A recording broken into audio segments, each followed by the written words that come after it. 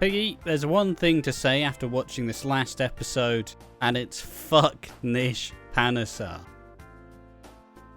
Oh, I thought it was, do you want a cup of tea? Is also probably the best line. Yeah, so obviously we at Watching Walford are extending our coverage to do the Lola's Death Week. We thought for such a good and such a big impactful storyline, probably a good idea to at least commemorate it and honour it in our own little way. But what happened in today's episode? Well, Lola had another seizure, and we got to see everybody around her start to slowly crumble. I suppose it started off with obviously Jay. Lexi saw the seizure and she kind of mentally knew, just like, fuck. This one's pretty bad. I think it might.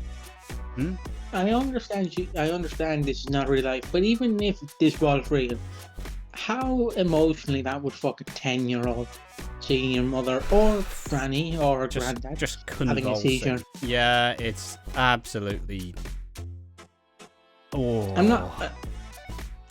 I'm not saying the actress who plays Lola flopped like a fish, but too soon, man. She flopped like a too fish. soon. Billy was probably the main focal point this episode. He's clearly struggling, but is still trying to think of everybody else. He's trying to be there for everyone else, and then there's this really good scene with Martin, and there's this one screen grab that I like got where Martin just doesn't know what to say, and Billy he wants to cry. He really wants to just bawl out of like in tears, but he just can't because he knows he has to like try be there for everyone else. And it's just, I often am on the record say I really dislike Billy as a character, but man alive is fucking Perry putting his acting shoes on today. It's like, oh boy. How did you find the episode, Piggy? Like, no, I'm not just saying it's because like he's an old actor. He's been on the show since late 90s, early 2000s. He's probably pretty less. much. But this is not a dig at Zach, even though it is a dig at Zach and Danny Boyle. But the best thing about being on the show for so long is your comfort with the actors. Yeah. Who you play with. Like only some up and coming actors, and I'm not going to disregard the children because they're fucking children. Except for you, Lily, you're a bitch. But basically, the best thing about this is it's Billy and not Zach. If that makes sense, because he's been around. The actor who plays Billy has been around all these characters for decades nearly. He's been around with Lola for it would be a decade. She came in 2011, and it's 12 years now. Like he knows her inside out. He probably knows what bandana she wears on a Thursday night when she's going out to the club. And it's another thing as well, because it's obviously, as much as it is, they're all actors, but they're also real people having to work with other real people. And you're in this like family dynamic, and that family dynamic often starts to like show itself in real life.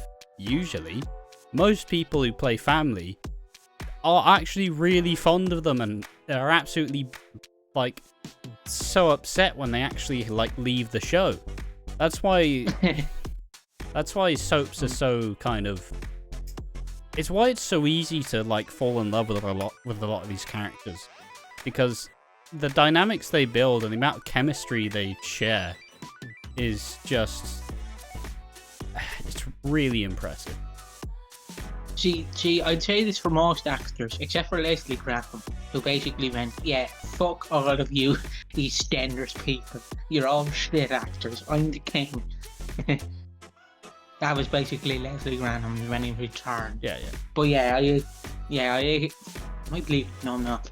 But I agree with that. Like, I'm not saying if this was Zach who had to deal with it. I'm only pointing him out because at the moment I can't think of anyone else. I'm sleep deprived from seeing Double or Nothing. But someone like Zach, if you get that storyline from, I'm not saying he would fall on his ass, but he'd fall on his ass. Yeah. Billy the actor who plays Billy, I need to probably Google that something because I want to give him Perry flowers. Fenwick. Harry Fenwick. Perry. Perry. Yes. Oh, I thought you said Harry. Harry. No. Perry Fenwick. Perry Fenwick. Yeah. You play a great. I don't want to say a great. You play a great person. Like, I know people don't like Billy. They think he's too. I don't know what the words to describe him, but I don't mind Billy. I think a lot of people will say that he kind of lives in the past and is a bit pathetic. Yeah, but at this in this time, I kind of stand with Billy because he is like that one person in your family that you know that family member is gonna die, but the other family members are like, I don't want you to die, but I know you're gonna die, and I can't save you.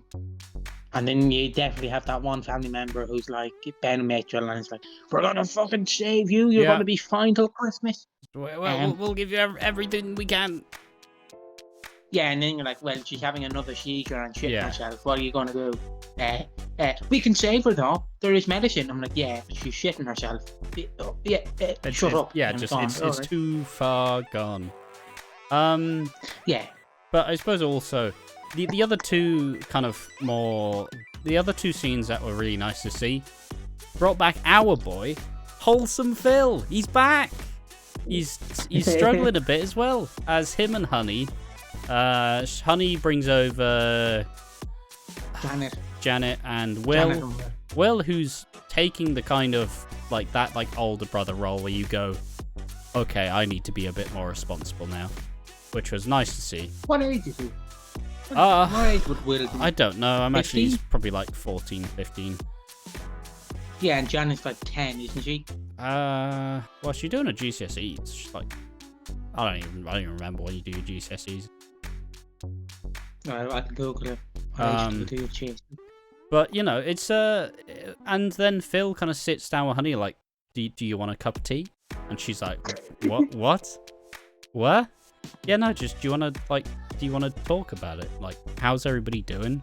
And how are you doing? And obviously Phil and Honey, they never really get on particularly well because obviously Phil fucking tossed Billy under the bus with all the Keeble business. You take your GCSEs at 14 to 16. Okay. So I'd assume then Will is nearly 18, I'd assume. Yeah, probably like 16, 17. I don't remember enough about Will Mitchell, so... Will Mitchell is like, instead of saying, do you want a cup of tea, Philly's like, want a pint? Yeah. But I mean, you know, and they actually, like, they talk about it. Obviously, Honey's struggling because Lola's dying, isn't she? She's dying. Can't even do anything about it. So it's it was a really nice scene because, like, listen, right, Phil has a pretty dodgy reputation at this point. And you know, as much as he's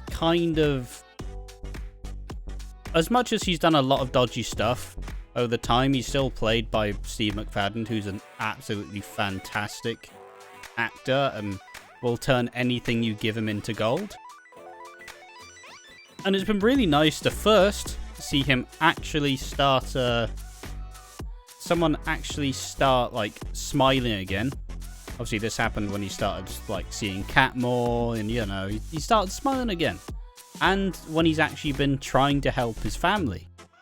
It's wild to think if you go a couple of years ago, you're gonna be like, okay, so Phil is the reasonable one and Ben's the one out of control. You'd be like, what the fuck? Like, it's so wild to believe that we're in this timeline where Phil is like being genuine and wholesome. I just don't understand. But it's fantastic. And I suppose, do you have any more to say about Phil and Honey's little tea break? I just love because, like, Steve plays, because Phil is a gangster, isn't he? He's technically a gangster. Yeah. he played like like the way he played him in this episode was so wholesome. He was just like, "Well, you want a cup of tea, do you?" He's like, "Oh, what? I want a cup of tea." You know, you talk about it. Hey, Phil, you wouldn't do this. You'd be like, "Get the fuck out of my house." It was just so sweet. Like I just wanted to hug Phil in this episode because like, and then I know we'll get onto it, but near the end, like for Billy, like he's having his best interests. If this was like 2010 Billy, or not Billy, Phil, he'd probably be like, fuck him. Yeah, exactly. And we'll get onto that a little bit later. But I suppose also the other scene I really wanted to highlight is obviously Kim and Denise go to see like Lola, and they have to try their best to, because obviously from their brains they're struggling like bastards. They're seeing their friend. They saw her about a week ago, and she was doing so much better, and they've seen how much she's degraded. But they do their best to give Lola what could be some of her like happiest final memories. And man alive. Like, listen, right, Kim has probably been character of the year for me so far. Or at least most improved. Most improved actor. Most obviously I'm a biased boy. I'm obviously gonna go with the up and coming actor is obviously Johnny Colwell. Something Colwell. No, it was Reese Colwell and then Johnny something. Johnny Freeman. There we are. No, obviously Johnny Freeman, in my opinion, is the up and coming actor on the show. Yeah, you could give him the like best newcomer. Yeah, Kim is the most improved. Yeah, and even Denise Lola as well. Is... No, Patrick. I prefer Patrick.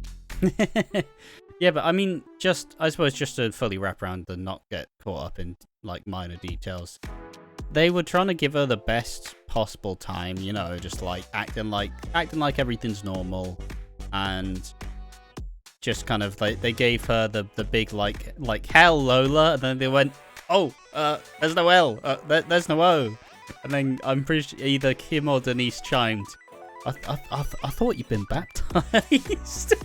Oh. Amazing to do a bit of good comedy in an absolutely miserable episode, and miserable in a good way, not like boring to like bored to tears, but like, oh fuck, this is getting bad. But it was tremendous. I used to be a Kim hater. Now I enjoy Kim. You're a Kim fan. Exactly. And I suppose the final bits of the scene is obviously throughout the episode, Nish has decided that the way to boost his public image is he's going to go to Billy and he's going to offer right in the pub in front of everyone. He's going to give a nice teddy for Lexi and be like, listener, I understand. It's okay. And everybody's going to be like, oh, Nish. Oh, you're so lovely. Obviously didn't happen. Billy called him out on it, and by the end of the episode, Nish and Vinny are like, I don't want to say violently laughing, but like right in Billy's face, just laughing, and he just starts. Billy just fully has had enough, and I said this before on the Watching Walford Twitter account, which is brand new, follow it at Watching Walford. That Billy's never really been a violent guy and is probably characterized as a coward. But if Billy had swung for Nish in this episode, Nish would have been like sent flying out of his shoes. There was a level of just like piss and venom that would have gone into that right hook. And I suppose the final bits of the episode is that Billy is about to get arrested because he starts smashing up Nish's shop because Nish is just violently laughing when just pretty much at Billy when he's struggling the most. And, you know, he just grabs a pipe, starts smashing it up. And even Phil, like we said before, if this was 2010, Phil would have just battered him. He would have just battered Nish, saying like, "Oh, you little slag, boff," just twatted him in the face. But no, he tries to smooth it all over, and then in record time, like, fuck me, is the police station 2 minutes away? The police show up within about 3 minutes, and this means that. I'm not saying if the police hadn't turned up, the square probably would have just turned a blind eye and just went, "Listen, right, he's struggling. This is fine. There's no need to get him arrested." But the fucking police force absolutely bolted there. Mate, you could tell someone there was a stabbing and the police would wait at least 10 minutes. It's like Hot Fuzz. Do you remember Hot Fuzz where like they're just sitting in a car eating a cornetto? Yeah. There's just 2 police officers, not outside Nish's shop, outside of the chicken shop, just sat there eating some chicken from the shop, and it's just like, "What's that we've heard on the radio? Someone's battering a shop." It was absolutely heartbreaking an episode, and it'll be. I'm not ready to see it end yet. I'm not ready for the aftermath, but I suppose we will be. We are going to be live streaming on Wednesday, Lola's final episode. I'm going to be live tweeting over at Watching Walford, and we're also going to be doing these daily videos, just kind of talk about the main like discussion points, and there will be the podcast at the end of the week to put a lovely little bow on it. Many tears will be shed. A life will be lost, and it's gonna be fucking miserable. But we, as soap fans, will do our best to try get through it together. I've been Ash from Watching Walford, and I've been joined by Piggy. I have been Billy's pipe that smashed Nish's shop from Watching Walford. And make sure to join us tomorrow to see our response. And follow us on Twitter at Watching Walford. Follow us on Twitch at Watching Walford. Follow us on Instagram at Watching Walford. And probably follow us on OnlyFans at Watching Walford. See you next time.